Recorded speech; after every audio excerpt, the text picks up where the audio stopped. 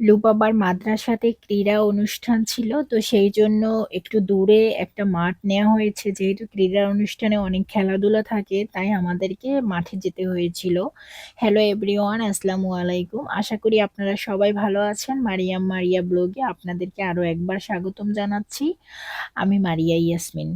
তো এখানে হচ্ছে সকালবেলা উঠে আমি ফ্রেশ হয়ে বাবুদেরকে রেডি করে চলে গিয়েছিলাম মাঠে। অবশ্য মাঠে যেতে আমাদের একটু ঝামেলা হয়েছিল যেহেতু রাস্তার কাজ চলে।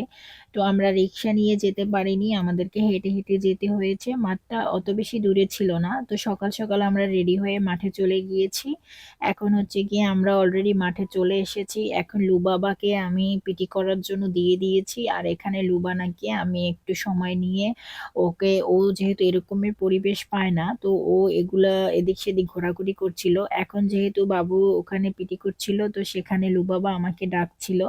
এইজন্য লুবানাকে একটা ললিপপ দিয়ে এখানে বসিয়ে রেখেছিলাম। আর ওখানে হচ্ছে গিয়ে আমি গিয়েছি। ওখানে ও সবাইকে একটা, একটা করে দিয়েছিল ক্যাপ। তো লুবাবা সেটাকে ভুলে ব্যাগের ভিতরে রেখে দিয়েছিল। তো ওর অনেক রোদ ছিল।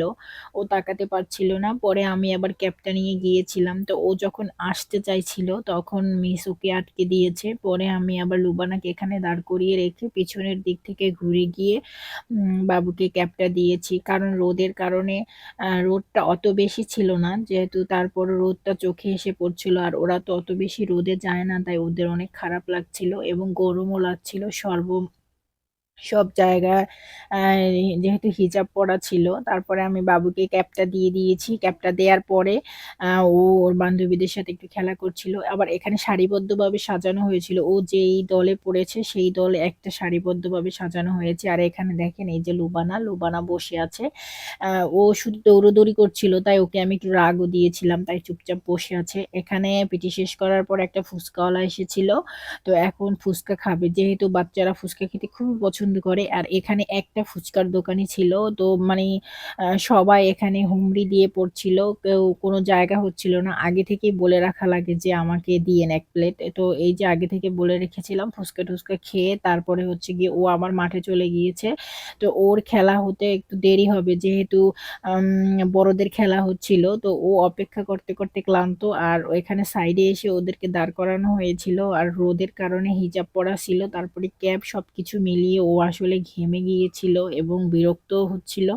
তারপরে এই যে আমরা বেশ কিছুক্ষণ পর্যন্ত বড়দের খেলা এনজয় করছিলাম আরকি। বড়রা যে খেলাধুলা করছিল সেটা দেখছিলাম। আর এখানে হচ্ছে গিয়ে অতিরিক্ত রোদের কারণে বাবু এখানে একটু রেস্ট নিচ্ছিল। এখানে একটু তাঁবু টানিয়ে আম রেখেছিল বসার জন্য। যেহেতু আসলে ওইভাবে করে ভিডিও ক্লিপ নেওয়া হয়নি, তাই আপনাদের সাথে শেয়ার করাও হয়নি। এখানে বাবু ক্লান্ত হয়ে গিয়েছিল, গরম লাগছিল, তাই পাশে এসে বসছিল আর বলছিল যে, "আম্মু আমার খেলা কখন হবে? আমি আর পারছি না, চলো।"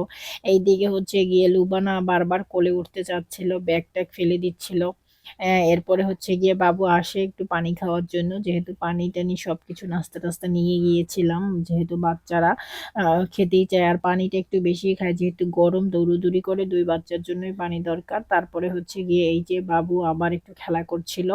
তো এই যে নিচে নামতে চাচ্ছে, নিচে নেমে ও দূরে চলে যায়। এইজন্য ওকে এখানে বসিয়ে দিয়েছি আরকি।